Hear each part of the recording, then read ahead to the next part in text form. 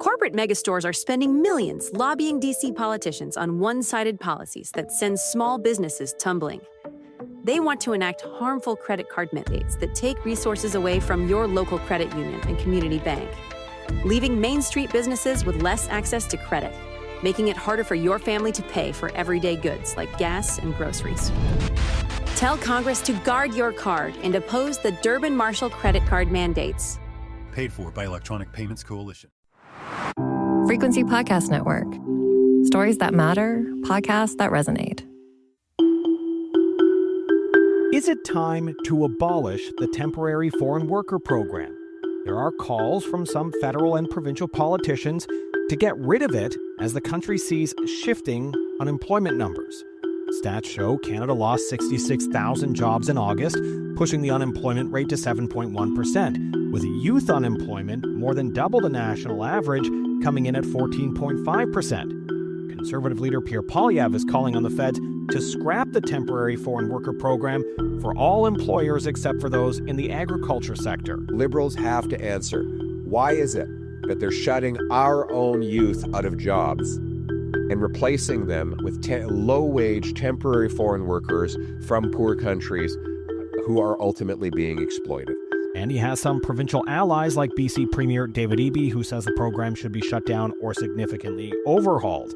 Now, the Carney government admits there may need to be some changes to stop any companies that could abuse the system, but the immigration minister's office notes from January to June, there were 125,000 fewer temporary foreign workers year over year. And the Prime Minister notes companies are having trouble hiring and rely on this program to continue operations.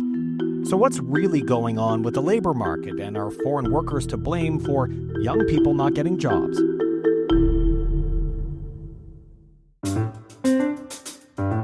I'm Cormac Mac Sweeney, and today on The Big Story, I'm speaking with Fabian Lange, a professor of economics at McGill University. Thanks very much for joining us. Thank you for having me. In your opinion, how much are temporary foreign workers really responsible for the employment challenges that we're seeing right now, specifically with young people as well? I think that's a fundamental misconception. So I don't think that the temporary foreign worker program actually has much impact on the youth unemployment numbers. So the situation that we are in is a weakening demand for labor, right? For reasons exogenous or outside of the control of the Canadian economy, if you want so, or Canadian policymakers, demand for labor is slowing down. So I'm obviously referring to the follies of the Trump administration, right? So when the demand for labor more generally slows down, so when we are heading into a recession, it looks like we are doing this, then who will suffer from this? Well, those are people who are currently searching for jobs. And almost by definition, young individuals fall into that category. People graduating from high school, college, university. They're looking for jobs coming out of this situation, and their hiring rates go down. And at that point, we see an increase in youth unemployment numbers. And youth unemployment numbers, just more generally, often can look scarier than they really are. But we can get into that in a second. Okay, so I guess what you're saying is kind of like the youth unemployment number can be like a canary in a coal mine, sort of a signal of where things may be going in the economy. Do I have that right? Yes, that's exactly right. So like we are seeing like a decline in open positions, right? We are seeing employers pulling back on starting new projects, on hiring, in part because of the large amounts of uncertainty injected into the system due to the tariffs and the trade situation. And so they are pulling back from hiring new individuals. They are maybe not releasing or firing or separating from workers that they already employed, that they already trained, onboarded, and so on. But they are pulling back from hiring. And the people most affected by that are the young. So yes, a canary in the coal mine is exactly the analogy I would use. So you said as well that the youth unemployment generally looks scarier. Why is that? Okay, so what I'm trying to refer to here is what is an unemployment rate? How do we measure an unemployment rate?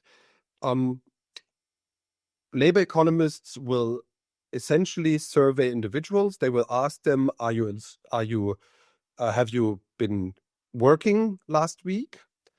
And if they have not been working, they will ask, have you been searching for a job, right? And then the unemployment rate is the ratio of everybody who has been searching for a job to the sum of people who have been working or searching for a job. Note who is not in this calculation: people who are not working because they are currently in school. Right? So what happens is that when we look at the 15 to 24-year-olds, a large fraction of them are actually in school. They don't enter into this calculation. That is a productive activity. They're acquiring skills that will help them later in life. So instead, you tend to have relatively large unemployment numbers in that age group because people graduate from college, let's say, and then they search for a job for a few months. And those few months show up as unemployment. They make up a large fraction of the total time spent that is not at school. So I'm sorry that calculation is a little hard to follow, but it's essentially if you take the people who are unemployed and you put them in relationship to young people who do something productive, that should include young people who are in full-time education. The unemployment rate does not include those people, and that's why it tends to look a little more dramatic than it should. All right, so let's say I am a young person. I'm not, but if I was a young person looking for a job right now, what would your advice be to them? What would your guidance be about where things are going in the months ahead? Is it just going to get worse from here? Predicting the future is hard, so don't hold me to this a year from now. But it does look like the labor market is continuing to weaken, and the fundamental reason for that is I think is both the trade disputes with the US, but also that the US itself the economy in the US itself is weakening due to a variety of, I think, misguided policies in the US. That's not going to be over within the next few months. So I do think that young people today need to be aware of that. What would be my advice to them? Well, one thing you might want to consider is acquire more skills while the labor market is weak, right? So an alternative to this is actually to remain in full-time education if you have that opportunity. That tends to have large economic benefits later in life.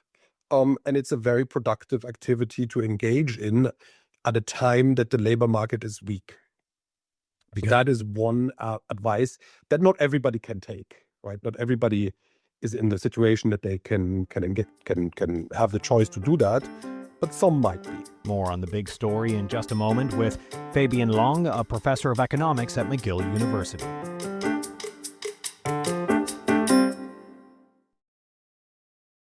With all the changes that we're seeing, should older Canadians be more concerned about their job security moving forward? We don't know yet how deep this recession is going to be, so it's at least something to consider, right? I don't want to speculate on this. This is a very hard, recessions are extremely hard to time and to predict, right? So I don't want to pretend that I'm very good at doing that. But yes, the times of a very strong labor market that we had in the years coming, like 2023, 2024, or pre-COVID, those times, at least temporarily, are going to be over. And if I may, coming back to this, graduating into a stronger labor market, there is not just the question of graduating at a time where you are then not going to be unemployed for a period of time, but actually if you can postpone the time that you graduate from college, you will also tend, or from university or whatever your last degree is, the time that you enter into the labor market, you also tend to have access to better jobs that propel you further into the future. So we do see, and that's one of the problems, that young people who graduate in weak economic labor markets, their earnings potential tends to be reduced, not just when the labor market is weak, but also in the longer run, right? So they basically enter on jobs that don't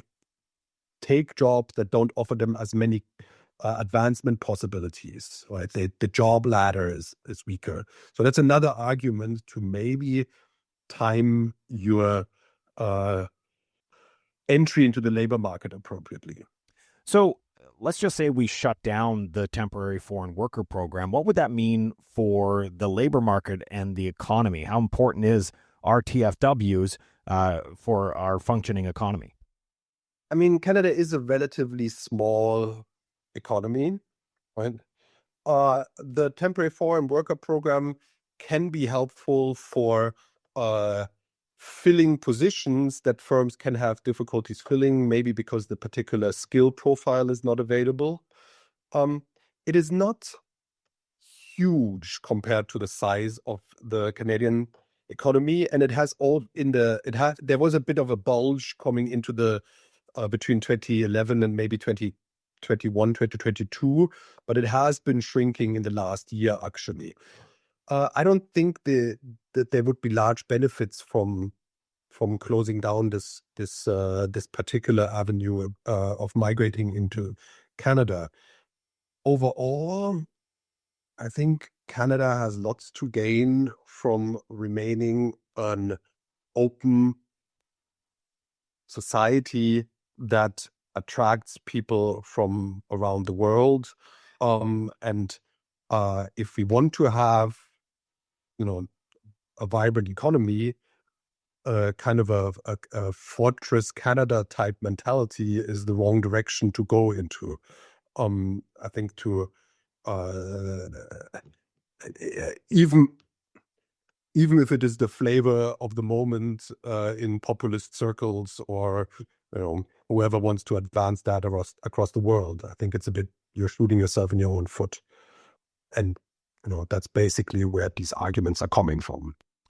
Yeah, I think it's been long known, and economists have said our birth rates in Canada just aren't enough to fill the demand for jobs that we have here, hence why Canada has relied so much on immigration. I think that's kind of the point you're making here as well. But you also said, the TFW isn't large in comparison to the labor market here. So if we did shut down the TFW program, does that then mean there would be little difference to the employment and unemployment rates that we have? Yeah, I don't think it would affect the unemployment rate substantially at all, right? I'm not even sure that it would have. I think it might have a detrimental effect. I don't think it would have a large quantitative effect. I do think we need to be aware that the structure of our labor demand is also moving in the direction of that we want to hire more and more people in healthcare and social assistance. We see the number of open positions in that sector go up. We don't have sufficient workers to fill that demand. And it is hard to fill that demand by just educating more individuals in that sector. Education takes a long time. So migration in general can provide some relief there, and it seems like the demand is moving so rapidly in the direction of that sector that we might be concerned about cutting off sources of labor able to actually fill positions in that industry. Even former Immigration Minister Mark Miller, who's still a Liberal MP, said at his caucus retreat that he feels some companies are addicted to temporary foreign workers and continually go after it. to try and fill positions. Do you see that as an issue? Is that a problem that you've heard about? And should we maybe overhaul the program to try and fix these issues? I mean, it is entirely possible, right? So, a program itself, right, can be overall beneficial, and still there are abuses happening within that program, right? So one does not preclude the other. I personally have not heard about this happening. I mean, I heard about it through comments like the one you just mentioned, but I haven't seen the evidence myself. But I wouldn't be surprised if there are not companies who are making who are abusing the system. So in those cases, there might be room for actually reforming the system, or maybe trying to identify whether there are particular bad players. Now, that is very plausible. I just don't know enough about the intricacies of the program and the way it's implemented to be able to give you a direct answer on this. Thank you very much for sharing your thoughts. I really appreciate you joining us on the show. Thank you very much for having me. That was Fabian Lange, a professor of economics at McGill University, speaking with me about the calls to scrap the temporary foreign worker program and whether or not it's responsible for youth unemployment problems. I'm Cormac Mac Sweeney, and that was The Big Story. You can send us your feedback on this episode or any other episode by emailing us at hello@thebigstorypodcast.ca or leave a voicemail at 416-935-5935. You can find us on the Seeker app or on all your favorite podcast players. Please rate, review, follow, and share. Thanks for listening.